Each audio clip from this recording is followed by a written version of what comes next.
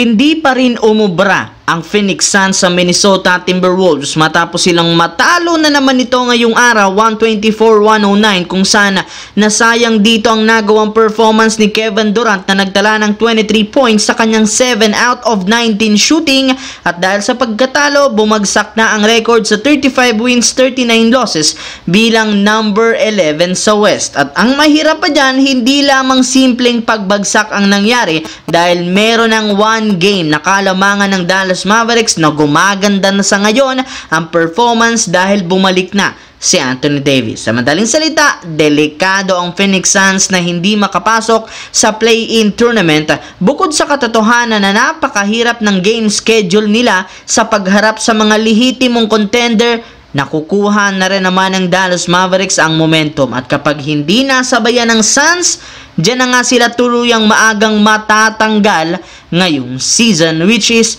hindi maganda para kay Kevin Durant. Samantala, isang araw matapos ang pagkatalo ng Lakers, mismong si LeBron na ang personal na nagpost sa social media para humingi ng sorry sa mga fans. Inako niya nga dito na siya ang may kasalanan bakit sila natalo at pinangako na hindi na ito mauulit pa. At kasabay ng paghingi ng sorry ni LeBron, may lumabas nga pong balita ngayon galing kay Brett Siegel na inaasahan na hindi nito kukunin ang kanyang player option na nagkakahalaga ng $50 million.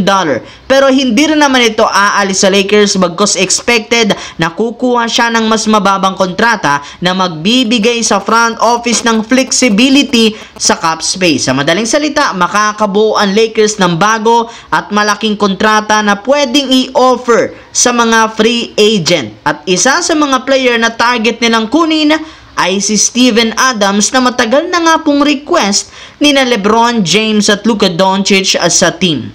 Sa kabilang banda, 44 wins, 29 losses, yan nga ang kasalukuyang record ng Memphis bilang number 5 sa West. At kahit man sobra silang nag-i-struggle na manalo sa pagkakaroon ng 1 win, 4 losses sa huling 5 laro, nasa maayos pa rin naman silang kalagayan ngayon. Pasok pa rin naman sila kahit papano sa playoffs at may posibilidad na umangat pa sa first round since hindi rin naman nagkakalayo ang record ng mga teams sa West. Bukod dyan, meron pa silang 2 games na kalamangan sa top 6 sa top 7. Sa madaling salita, hindi pa rin naman sila mahuhulog sa play-in kahit sunod ang talo. Pero ang pagkatalo ngang ito ay siya mismong sumisira sa buong team. In fact, base sa pinakahuling balita, nagkakagulo na nga ngayon ang Memphis Grizzlies sa dami ng hinaharap na problema sa initan sa pagitan ni Desmond Bane at Santi Aldama. Nagsimula ito na hindi sila magkasunto sa isang argumento sa kalagitnaan ng game sa pagtulak ni Bane kay Aldama. Maliban dyan, puwersa rin naman ng Memphis na isisante si Coach Taylor Jenkins kahit man maayos ang trabaho nito. Bigla-bigla na lamang nila itong tinanggal ng walang maayos na dahilan kaya posibleng maapektuhan ang kanilang kampanya.